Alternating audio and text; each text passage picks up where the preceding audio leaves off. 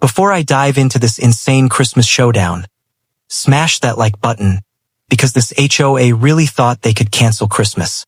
So I turned my house into the brightest laser show my town has ever seen. And trust me, Karen wasn't ready.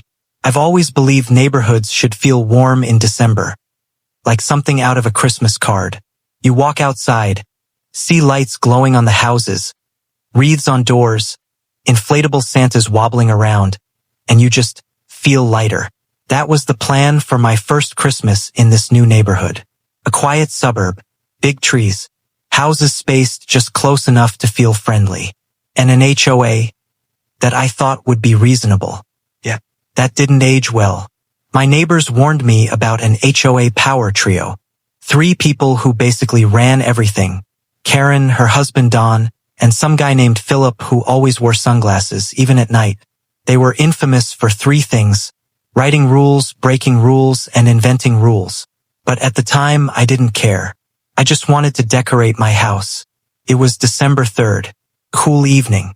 The last bit of sunset fading behind the houses.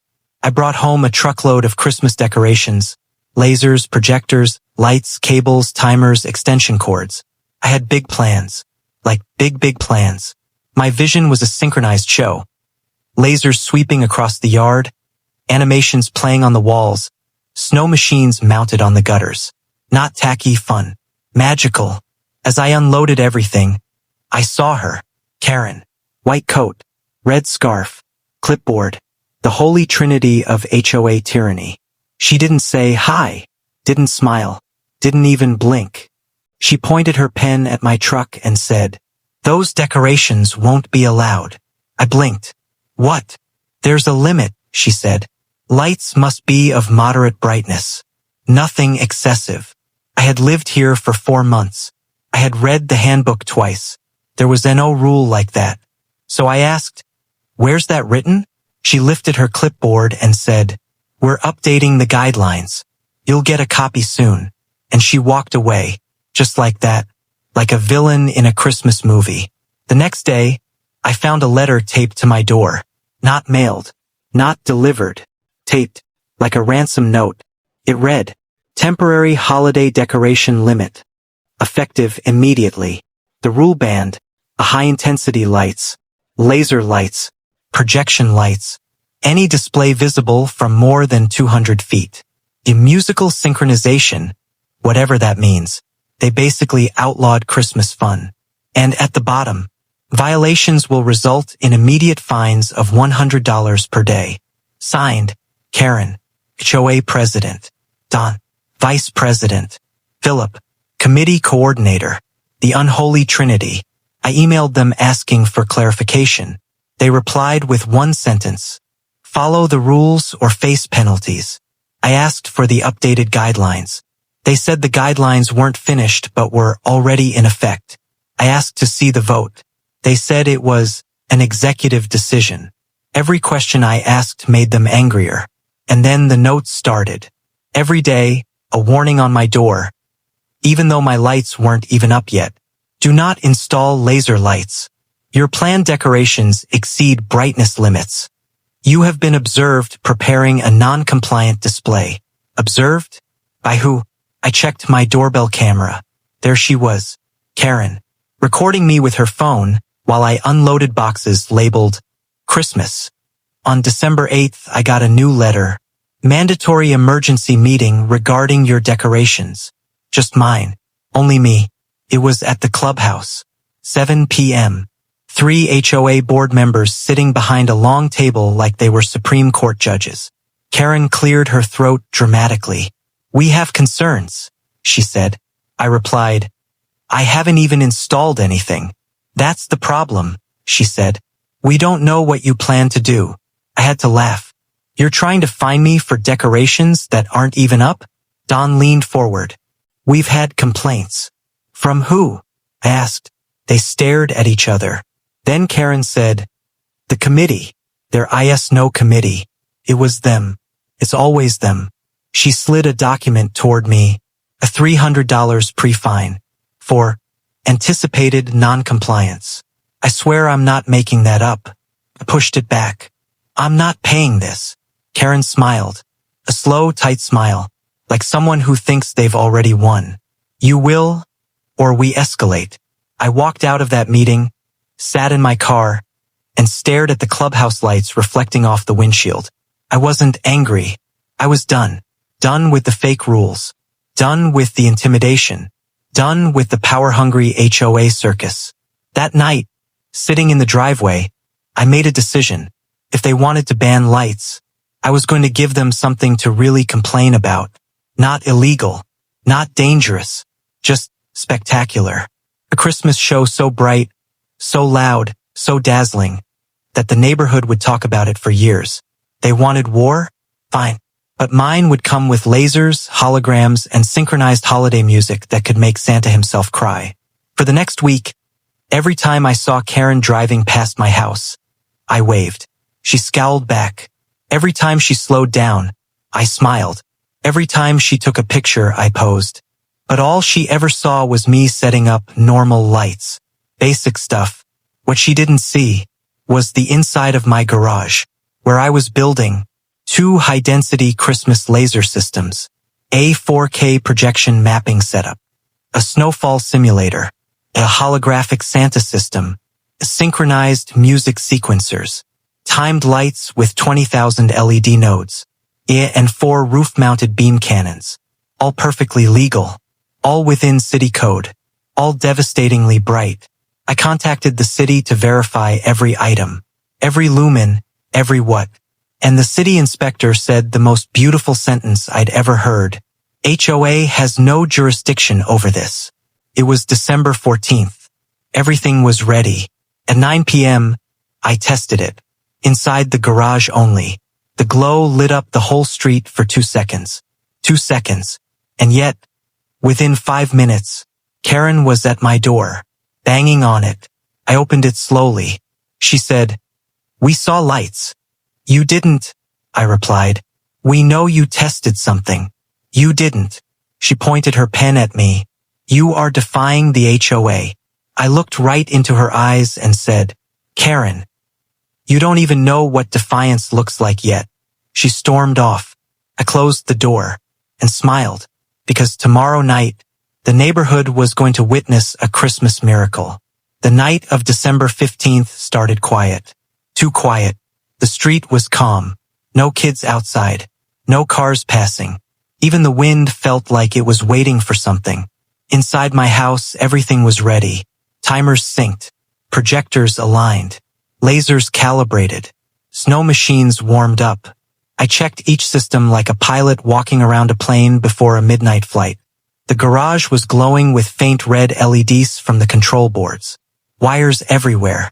Monitors showing countdown timers. A single red button labeled Show Mode. I spent a week building this, but honestly, felt like I'd been waiting my whole life for this moment. Tonight, Christmas was coming early, and the HOA was about to learn what happens when they pick the wrong guy. At 7:50 p.m., I stepped outside to get a feel for the atmosphere. The sky was clear, cold but not freezing. Stars visible between branches.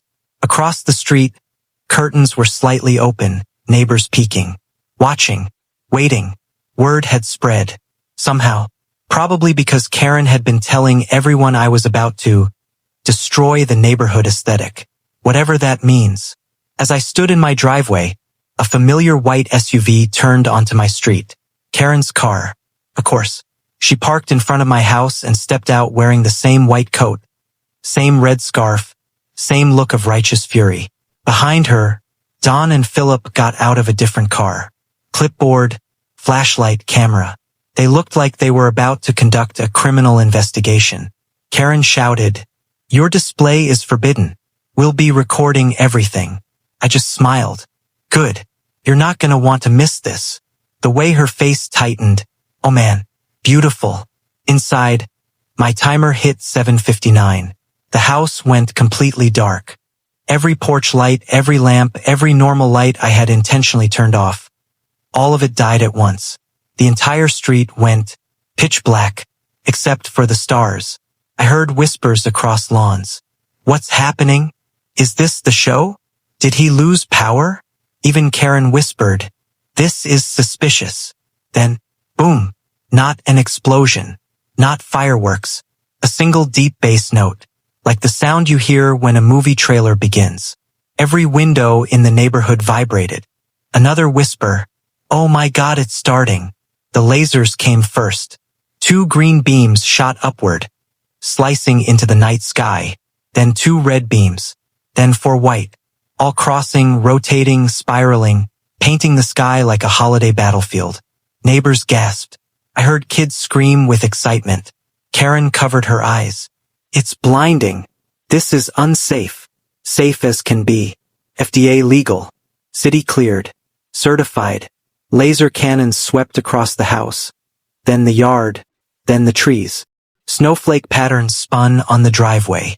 Red and green beams pulsed in sync with a rising buildup of music. Then the projectors activated. Boom, boom, boom.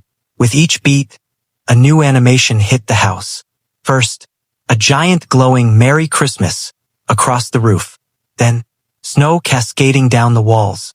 Then, Santa flying across the house, looping around like an airplane landing. People watching from their windows came outside. They didn't want to miss it. Within minutes, my street filled with neighbors. Phones out, kids jumping, people laughing. The neighborhood had turned into a block party.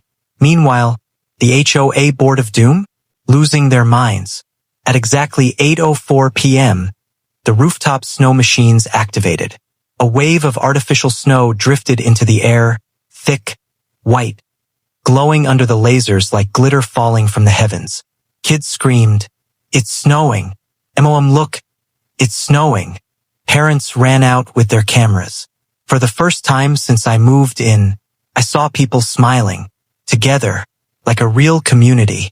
But happiness is Karen's kryptonite. She rushed up to me, hair already covered in snowflakes. "This is illegal," she shouted. "No, it's not," I said. "City code says decorations can run until 10 p.m. This is a hazard." "Nope. Snow's non-slip foam. You're disturbing the peace." I pointed to the crowd. "Does it look disturbed?" People were literally cheering. Then she snapped.